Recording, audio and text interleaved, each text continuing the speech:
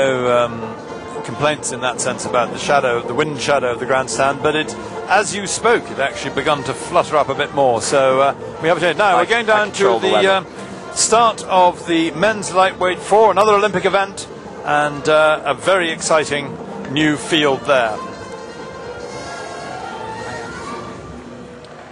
In lane 1 we have China, champions at Eton last year, on an outside lane this year, not performing so far to the standard they set in the World Championships last year. In lane 2, Italy, perennials in this event, stroked by Bruno Mascarenhas, originally Portuguese, now Italian, and Catello Amarante, Salvatore Amitrano in the middle of the boat, and Yuri Vlek from Czech Republic, but now Italian in the bows. France in lane 3, pole position there for former gold medalists in the 8 and in the 4, and next to them the new kids on the block, on this block anyway, Richard Chambers, James Lindsay Finn, Paul Mattick and James Clark from Great Britain.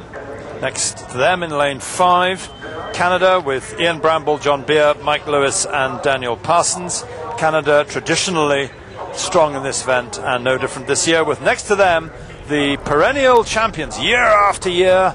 It was Denmark in the lightweight 4, but now on the outside, Bo Hellesberg, Eskil Ebbesen, the survivor from that great 4, Morten Jørgensen and Mads Andersen. Yeah, it really did used to be that you could just, tick the box of who was going to win the lightweight Cox's 4s. And they set an example in open weight as well. They would come to Henley and challenge the British Cox's 4, which was also world champions at that time, and they never beat them, but they finished halfway up the boat, and they were dynamic. Under attention now on the starters' orders. And away cleanly. Great Britain in the middle of the picture, and Italy, and France, the two winners from their heats. And it's going to be on this near side: Denmark, Canada, Great Britain as you go up, France, Italy, and then China in picture now. Very good picture there of China looking around. This is a very fast event, and the only opportunity for sweep oarsmen of lightweight build to compete in the Olympics if they don't make an open weight boat, and so they've really got to make this stick. And it was interesting, in the semi-final, Great Britain started a little bit kind of quietly and then really kind of built into it with their very good race pace through the middle of this course. But at the moment it's Italians who are just stretching out in front, maybe about a canvas. It's very, very tight across the whole of these 6 boats. 40.5 strokes a minute for Great Britain. You can see that 42 actually, and that is still quite high. And we come in on Denmark. That's Eskil Ebbesen in the 2 seat, 2 from the front of your picture, but Denmark, you can see the bow number 6 at the bottom of the picture, and that's them half a length out or behind on this field, and possibly even a little bit more when we get the parallax sorted out and our broadside to the picture. Canada looking strong there in lane 5, and indeed, I thought Canada took it from Italy, but we won't quibble about that. And Great Britain in a strong position in 3rd here, 0.3 of a second up on Denmark, because as you say, they're slow starters compared to the rest of this field.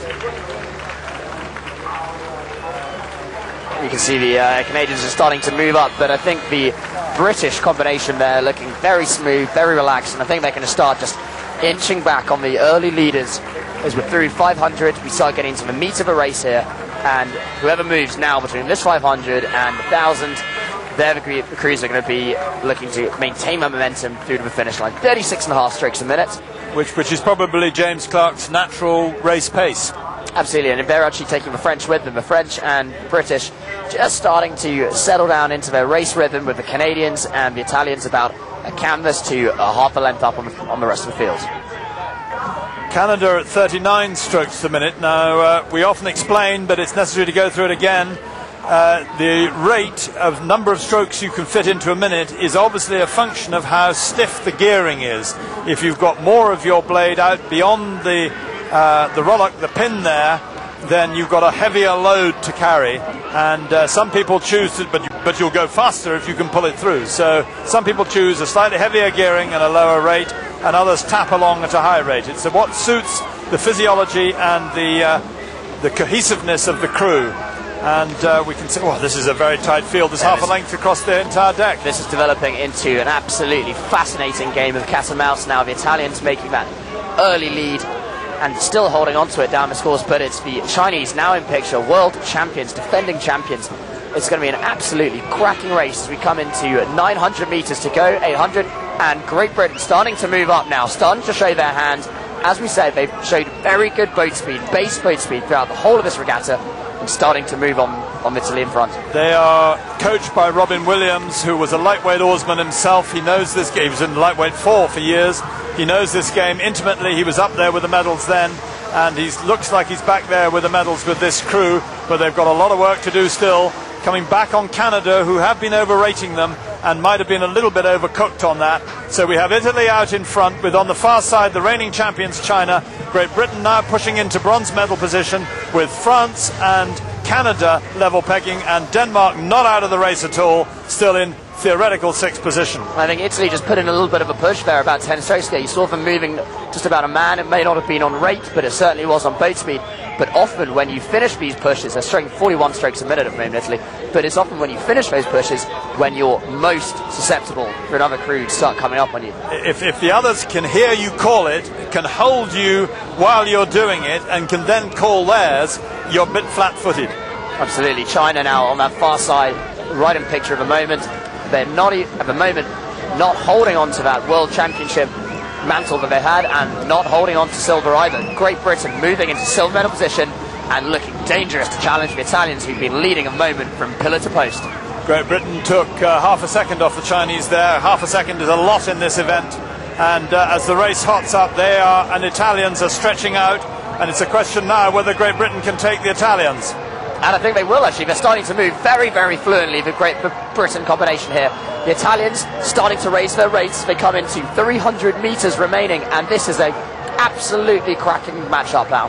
The Italians and Britain on a what seems to be a superior boat speed, 41.5 strokes a minute for Italy, but Great Britain long, fluent strokes, and this is going to be quite a finish now. I think that British 4 is rowing so well together that they have the cohesiveness, they have the leverage, that they've now... It's neck and neck. It's which is on the surge is in front at this stage. They're going to be level pegging right through this 500. It's a question not only of technique, it's a question of nerve. Who can hold it in this unbelievable pressure? France coming up in the middle there to challenge China for bronze medal position. Canada still in touch, and Denmark within touch of all those 4 crews. The Italians now, I think, are just edging back into the lead, and this is going to be really on the final sprint now. Great Britain, have they started to get it back now? This is going to be Great Britain and Italy absolutely neck and neck. Britain up into the lead with just over 30 meters to go now. Britain stretching out now. This is quite lovely in the last 20 meters across the line. World champions. World champions by half a length, and I think the Italians faded so much that France might have taken them. Absolutely fantastic sprint from France and also from Great Britain there.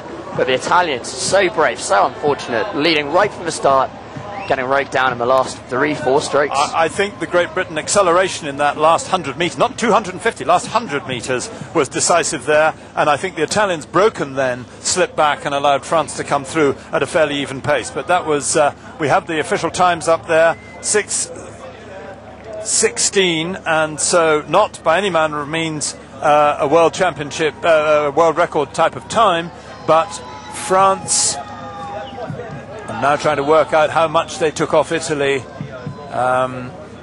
because Italy was in the lead. So France took 2.5 seconds off Italy to come through to that medal there, in that silver medal over them in the last 500 metres.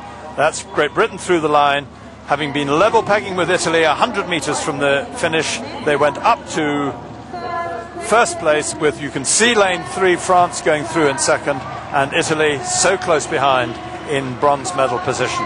Quite a phenomenal race. So that's real vindication. Real vindication in an Olympic, first gold medal for Great Britain in an Olympic class event at this regatta, and a fantastic result, we have to say, for their coach Robin Williams, who has taken a squad which is many of the same athletes and utterly transformed it. Well, actually, also Rich Chambers and James Clark.